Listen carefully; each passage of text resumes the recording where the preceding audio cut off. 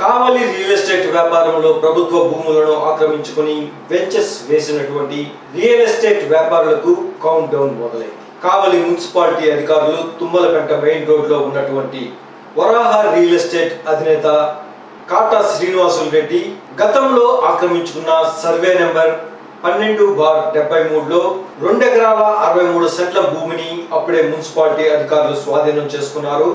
దీనికి మున్సిపాలిటీ అధికారులు ఫెన్సింగ్ వేసే పనిలో ఉన్నారు. తర్వాత కావలి వైసీపీ బడా రియల్ ఎస్టేట్ వ్యాపారుల వెంచర్లలో గవర్నమెంట్ భూములను స్వాధీనం చేసుకునే పనిలో కొత్త ప్రభుత్వం బాట పడుతుందని హాట్ టాపిక్.